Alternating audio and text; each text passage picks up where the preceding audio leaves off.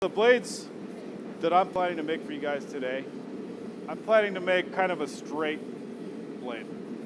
If we don't do a pre-bend on these blades, what we'll end up doing is flattening one side, which will cause the entire blade to sway back, which is good if that's what you're looking for.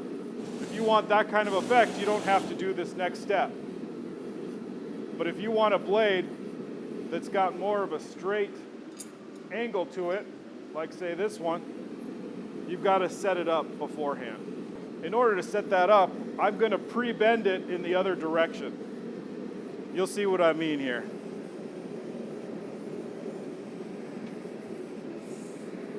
So the bevel's going to be on this side. I'm going to bend everything that way. And I'm going to do that over the horn of the anvil.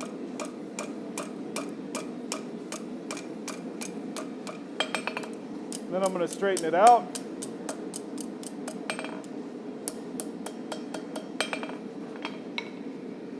So, I've pre-bended it. Now as I start beveling, it'll straighten itself out.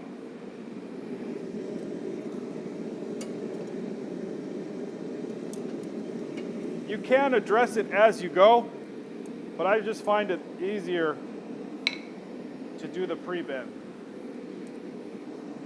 But you know, if you're doing it, experiment with it, see what you like.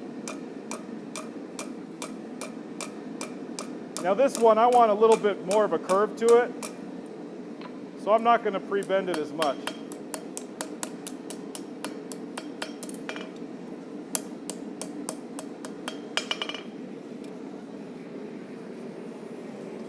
Okay, so let's start working that bevel. I'm going to go over the horn of the anvil, and I'm about halfway in the middle of the blade. I'm going to turn it.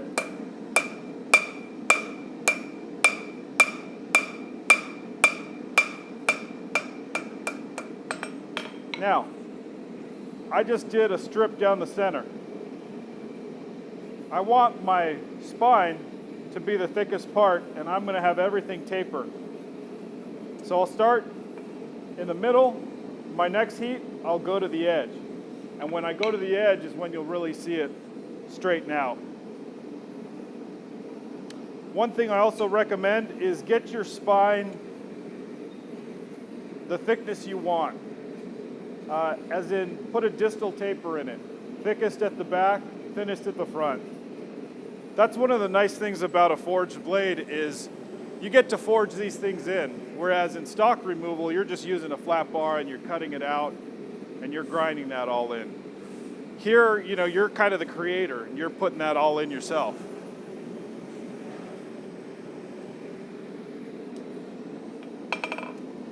Okay, starting in the middle of the blade. And I'm on the top of the horn, so I'm forging. I'm not bending. If I was hitting out here, I'd be bending.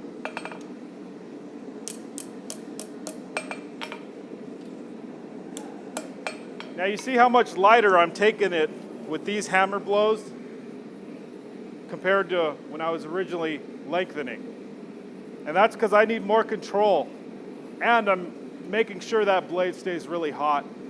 The thinner the piece of metal is, the quicker it loses its heat. So you'll have less time to work on it. So what you want to do is, as your piece is heating, you always want to be thinking a step ahead. What am I doing next? That way when it comes out, you get right to it instead of pulling it out, looking at it and going, okay, what was I going to do? You've already lost some heat there. One thing I'm going to do for this next step is I'm just going to do an overall straighten of everything.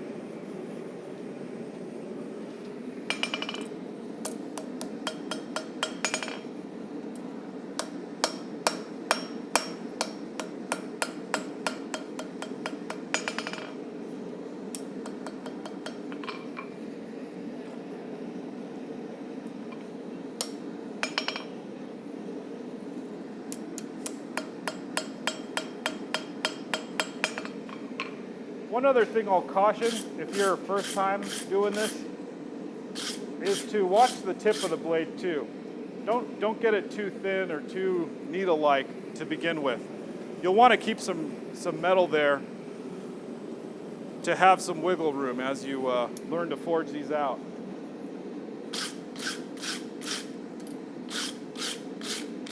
Right now I'm just checking my distal taper and making sure I'm happy with it before I continue to bevel. And just overall straightening.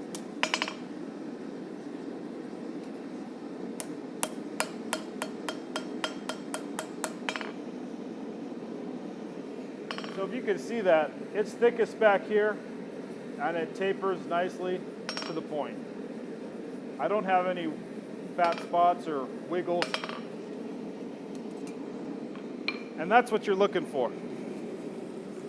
All right, so moving back on to the bevel.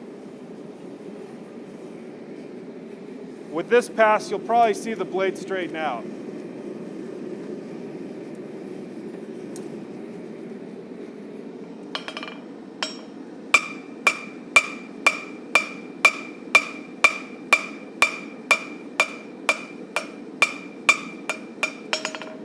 So I'm hitting on that edge.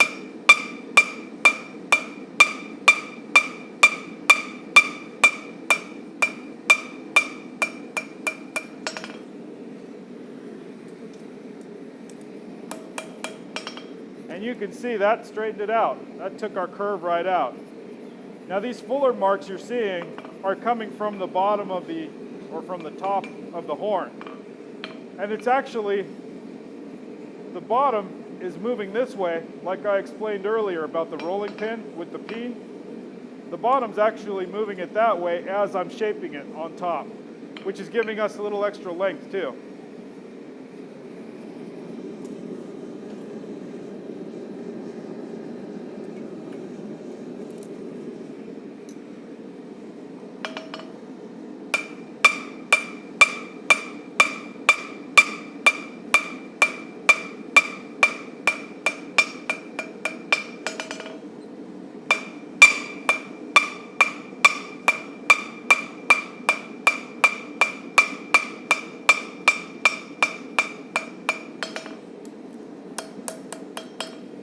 You can see how that one straightened out as well. One other thing I should point out is I'm trying to do an equal amount of hammer blows on each side. I just feel like you get a better blade if you can kind of equalize and not just pound super heavy on one side and super light on the other side. It's a nice habit to get into.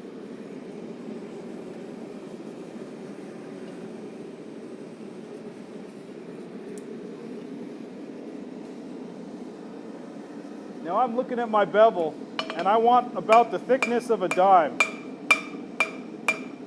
for that bevel.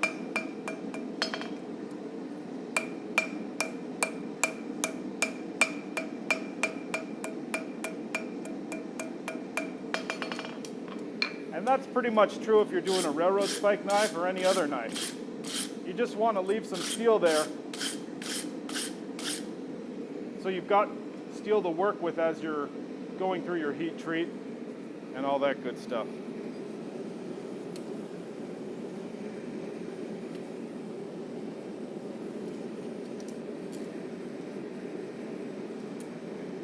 Now one thing I'm looking at is I've got kind of a slant here. I'm going to straighten that out real quick while I've got a nice heat.